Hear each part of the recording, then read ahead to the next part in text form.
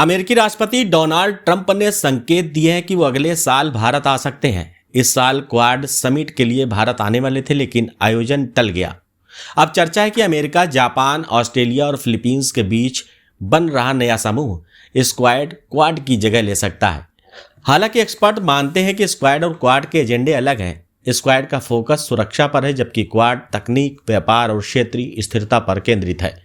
Trump को इस साल भारत की मेजबानी में होने वाली क्वाड समिट के लिए ही भारत आना था, लेकिन साल बीतने को है और क्वाड के आयोजन को लेकर ना तो भारतीय और ना ही अमेरिकी पक्ष की ओर से कोई किसी तरह की सुगबुगाहट ला रहा है।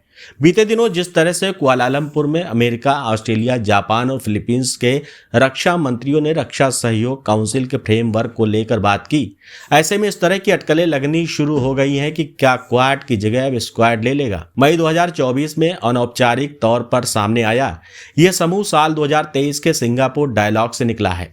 इंटरनेशनल मामलों के जानकार हर्षपन बताते हैं कि ऐसा नहीं है कि क्वाड में किसी तरह की गतिविधि नहीं हुई। इस साल क्वाड की 2 बैठकें हुई। जब तक भारत का यूएस के साथ व्यापार करार नहीं होगा, तब तक ट्रंप भारत नहीं आएंगे। भारत भी नहीं चाहेगा कि वो आए। ऐसे में संभव है कि भारत में क्वाड समिट्स आने वाले साल की शुरुआत में हो। तब तक ट्रेड डील पर मुहर की संभावना भी है। जहां तक फिलीपींस के साथ गठजोड़ की बात है, तो ऑस्ट्रेलिया, जापान और फिलीपींस के साथ अमेरिका ने डिफेंस समझौता किया है। इसलिए क्वाड में भारत का होना अलग है। इसके साथ एजेंडा भी दक्षिण चीन सागर पर फोकस है, जबकि क्वाड का एजेंडा बहुत बेहद व्यापक है। क्वाड 4 देशों भारत, अमेरिका, जापान और ऑस्ट्रेलिया का एक रणनीतिक समूह है, जिसका उद्देश्य हिंद प्रशांत क्षेत्र में शांति, सुरक्षा और स्वतंत्र नौवहन सुनिश्चित करना है।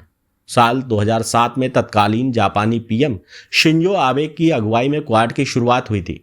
ट्रंप के पहले कार्यकाल में 2019 के दौरान ही पहली बार क्वाड की विदेश मंत्री स्तर की बैठक हुई। इसके बाद बाइडेन प्रशासन ने इसे काफी तवज्जो दी, लेकिन ट्रंप की टैरिफ नीतियों, भारत पर पाकिस्तान के साथ संघर्ष में मध्यस्थता के विवाद के बीच अब क्वाड में भारत की एंगेजमेंट ना के बराबर है।